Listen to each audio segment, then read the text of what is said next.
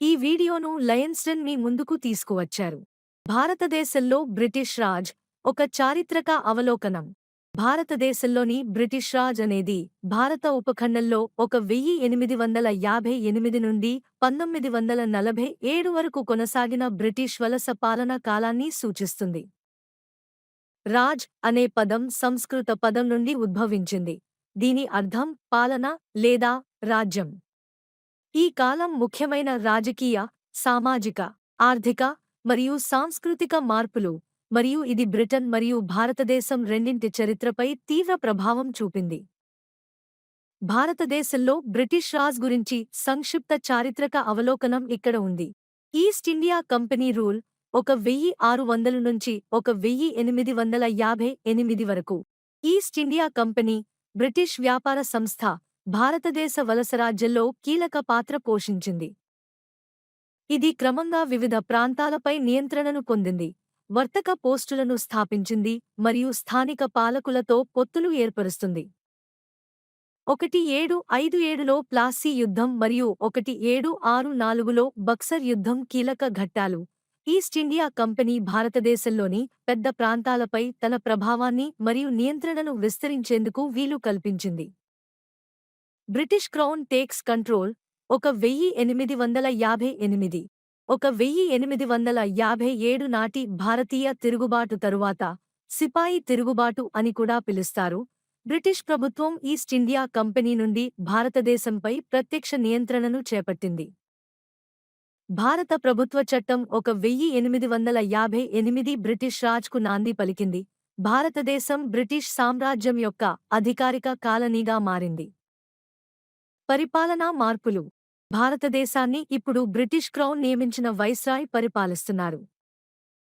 భారతదేశ వైస్రాయల్టీ పరిపాలన నియంత్రణను కేంద్రీకరించింది మరియు భారతదేశంలోని విభిన్న ప్రాంతాలు మరియు కమ్యూనిటీలను ప్రభావితం చేసే వివిధ విధానాలను అమలు చేసింది. ఆర్థిక ప్రభావం. బ్రిటిష్ రాజ్ భారతదేశ ఆర్థిక వ్యవస్థపై తీవ్ర ప్రభావం చూపింది. రైల్వేలు, టెలిగ్రాఫ్లు మరియు ఆధునిక మౌలిక సదుపాయాలను ప్రవేశపెట్టడం ఆర్థిక అభివృద్ధికి దోహదపడింది, అయితే తరచుగా బ్రిటిష్ ప్రయోజనాలకు ఉపయోగపడింది.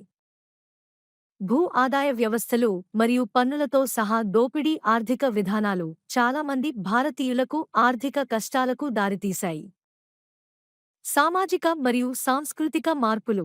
పాశ్చాత్య విద్య మరియు విలువల ప్రభావంతో సామాజిక మరియు సాంస్కృతిక మార్పులు సంభవించాయి.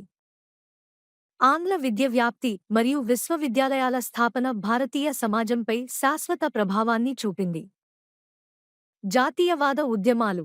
19వ శతాబ్దపు చివరిలో మరియు 20వ శతాబ్దం ప్రారంభంలో భారతదేశంలో జాతీయవాద ఉద్యమాల పెరుగుదల కనిపించింది. మహాత్మా గాంధీ, జవహర్లాల్ నెహ్రూ మరియు ఇతరులు స్వాతంత్ర్యం కోసం వాదించారు మరియు అహింసా శాసనోల్లంఘన యొక్క వివిధ ప్రచారాలను ప్రారంభించారు. ప్రపంచ యుద్ధాలు మరియు స్వాతంత్ర్యం. మొదటి ప్రపంచ యుద్ధం మరియు రెండవ ప్రపంచ యుద్ధం రెండింటిలోనూ భారతదేశం ముఖ్యమైన పాత్ర పోషించింది. ఈ యుద్ధాల సమయంలో భారతీయుల ఆర్థిక మరియు సైనిక సహకారం స్వాతంత్ర్యం కోసం డిమాండ్లను పెంచింది. రెండవ ప్రపంచ యుద్ధం తరువాత, బ్రిటిష్ ప్రభుత్వం బలహీనపడింది మరియు భారత స్వాతంత్ర్యం కోసం డిమాండ్ బలంగా పెరిగింది. 1947లో భారత స్వాతంత్ర్య చట్టం అమలులోకి వచ్చింది.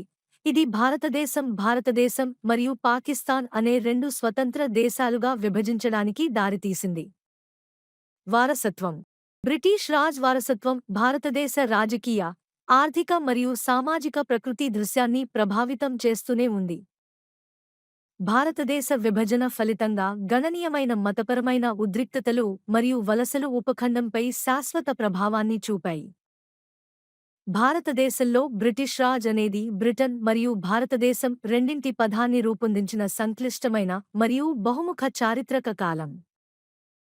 ఇది ఆధునిక భారతదేశానికి మరియు దాని విభిన్న సవాళ్లు మరియు అవకాశాలకు పునాది వేసింది.